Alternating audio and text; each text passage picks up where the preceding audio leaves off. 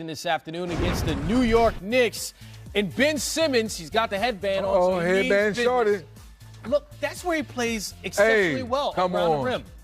I think we had him on the ring link a few nights ago, and he talked about, hey, I'm just going to do what I do, and I'll work on my jump shot later. Attack the paint. Speaking of which, Joel Embiid playing defense and getting rewarded. Love to see the big man run the floor. And again, Ben Simmons, dangerous around the basket, cutting. Come on. Sometimes, Coach, we worry about what a guy cannot do versus what he can do. It's also good to see players getting along with the refs.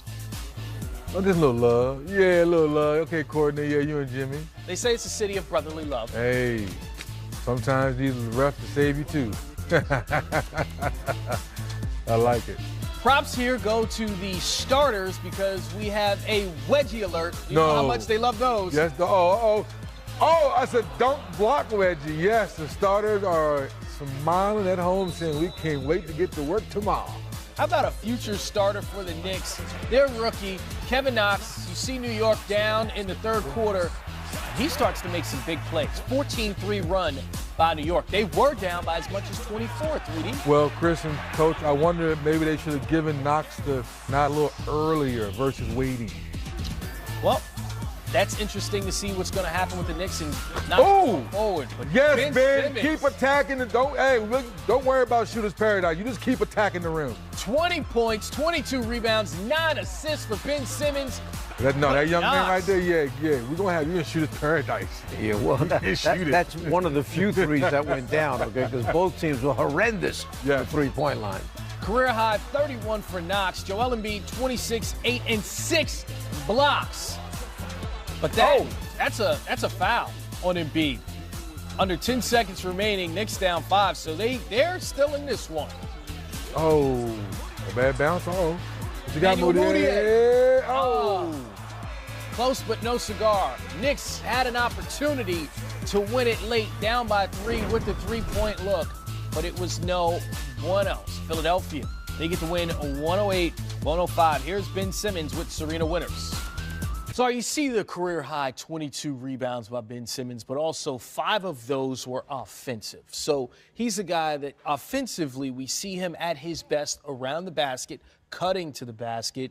But when you see him as a playmaker, he's on the perimeter. So what serves best for Ben Simmons offensively as a coach? How would you use him in your offense? Well, first of all, Philly pounded the Knicks on the glass, 56-34 rebounds. Matchup problems are the key thing with Ben Simmons because who do you want to put on him? A smaller guy that can keep him in front of him off the dribble, or you want a bigger guy, then he goes right by him. Smaller guy, he posts up, gets on the glass, comes up with rebounds. Bigger guy, a little bit quicker, more mobile, putting the ball on the floor. So you've got matchup problems, and I think Brett Brown has done a very good job in utilizing him because remember, this is a reluctant shooter. This is not a guy who's ready to catch and shoot, hands ready, feet ready when the ball comes to him. His instinct is catch and go off the dribble. Well, teams play you for that. No, they play you for it. And so until they're able to stop it, though, Chris, I'm with Coach. I'm putting him on that mid-post elbow area and letting him attack his man. And tonight is one of those nights, like he said, if he's not playing hard, it shows in the stat sheet. So he should be somewhere around 10, 12 rebounds every night at his position. And the fact that he's coming downhill every night, he should be in the paint getting double-figure rebounds. And we know he hasn't taken a three-pointer this season. We're going to leave that alone because there's someone else who did not take a three-pointer in the game and has only taken 4 three-pointers since the report came out that Jimmy Butler is frustrated in the offense. Again, that's only 4 three-pointers in the last 4 games. 3D, how much of a problem is this for Philadelphia, more so than, let's say, Ben Simmons or Joel Embiid? I'm a little disturbed because, we know what Jimmy's been going through this season before he got traded. So I'm trying to figure out, Coach, how can he have this conversation behind closed doors with Brett Brown or in the team practice so this type of stuff doesn't get out? We're trying to take this team serious of being a contender coming out of the East. Now you don't want to have this kind of turmoil popping up right now. Well, could this be part of it? Could it be that in a meeting just with the team and the coaching staff perhaps, what was said was, you're taking too many threes, you shouldn't be. You're taking too many threes, you shouldn't be.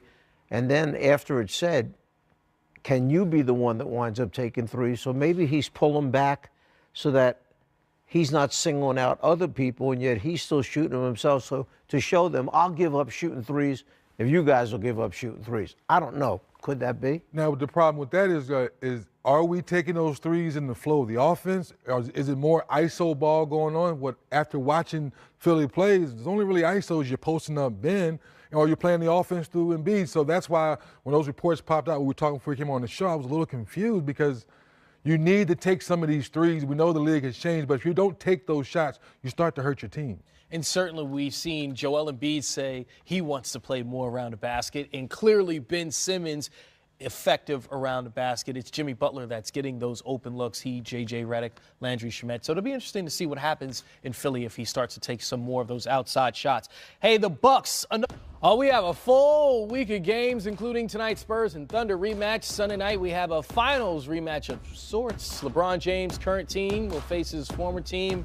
Lakers host the Cavs. LeBron's still out with that injury. Tuesday, it's a doubleheader featuring the Lakers again as a nightcap. Pay close attention to Thursday afternoon, 3 o'clock game from London between the Wizards and the Knicks. And that will conclude a busy week of games right here on NBA TV. So we've officially passed the halfway point of the regular season. There's a line of demarcation in the top 5 teams in the Eastern Conference. We seem to know who they are heading towards the postseason. Unless there's a collapse, those 5 teams will be in. So your 6 through 11 teams all hovering around 500. Taking a look at those teams you see right there.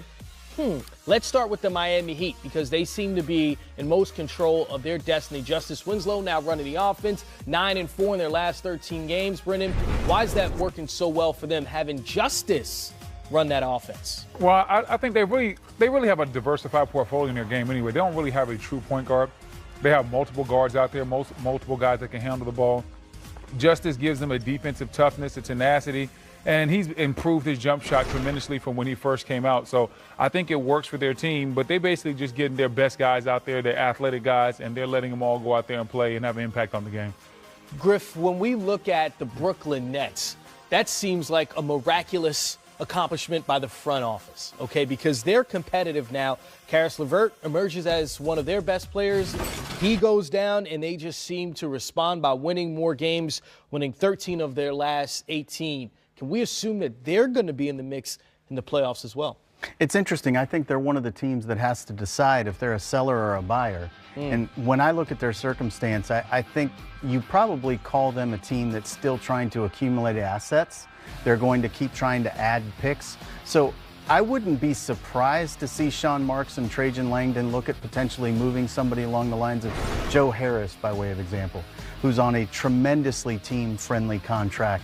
He's shooting 48.5% from 3. They can't move our guy Joe, Griff. That's our guy. Well, I understand. And the thing for me is they actually made it possible for Joe to become Joe, in large part because Kenny Atkinson has built the environment that he has there. They are a team that tells each other what they need to hear. They have very high accountability standards there. And guys play both sides of the floor with equal passion. And so Joe has gotten an opportunity to really thrive there.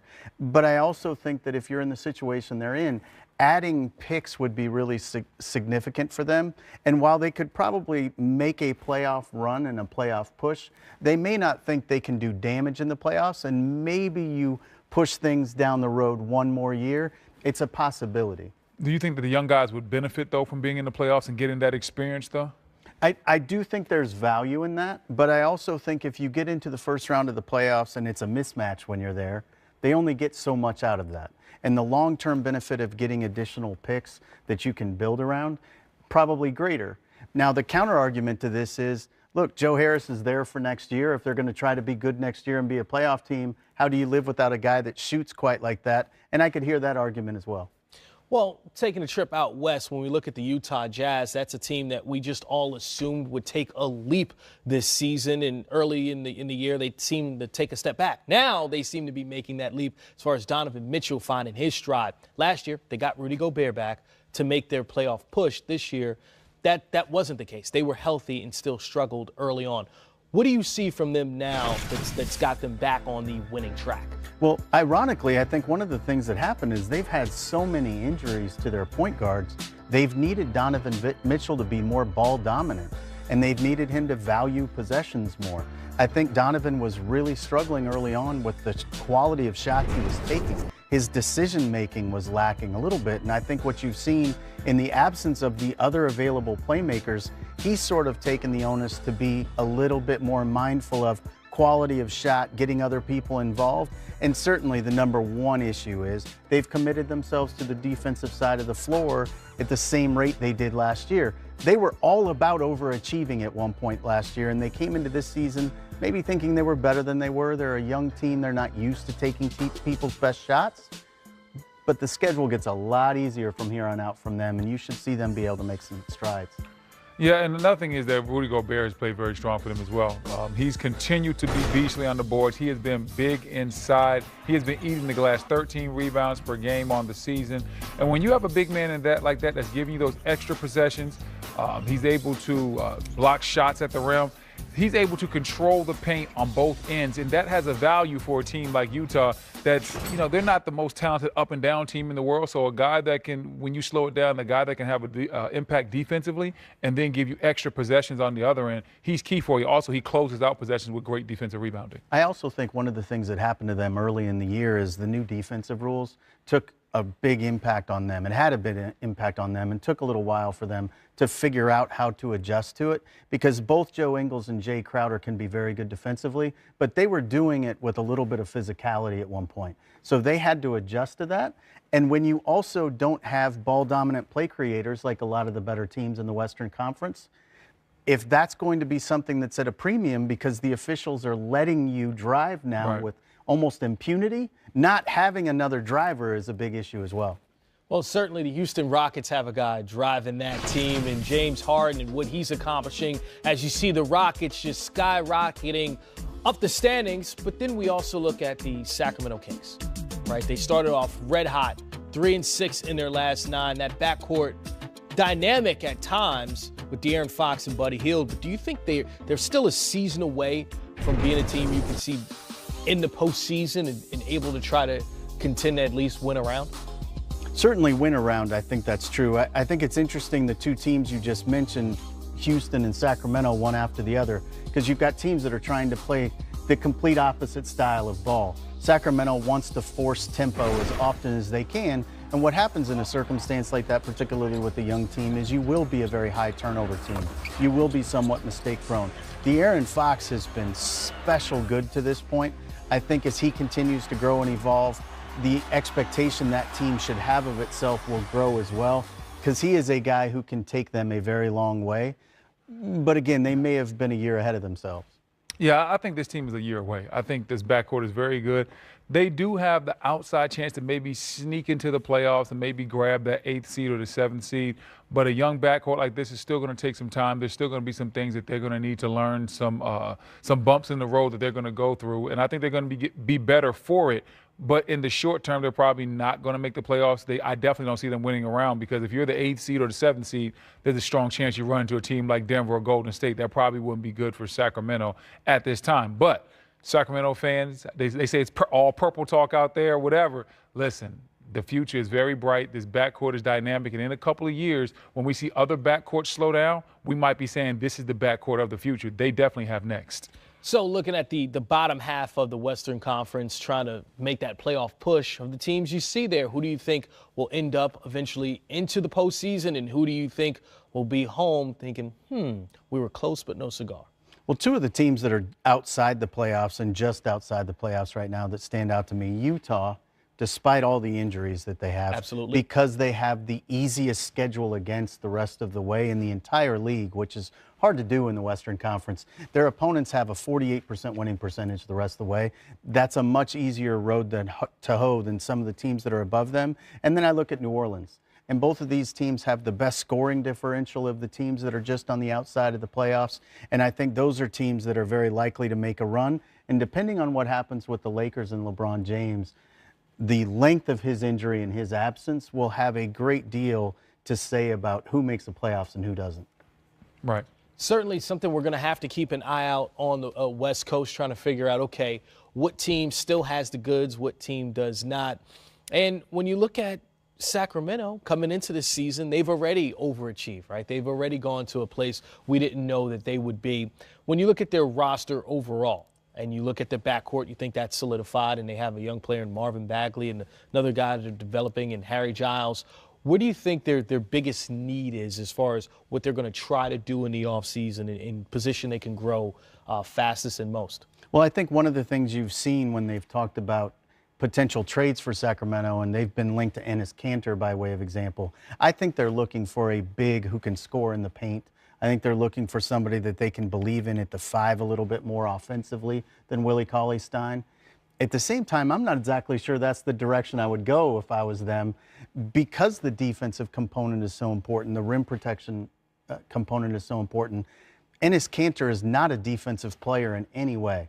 And a team that wants to play that fast, giving up that many possessions, playing with 5s that aren't going to protect the rim would scare me quite a bit. So I understand that they want some interior presence, but I think they may be better off just letting it grow together with the young kids. Right.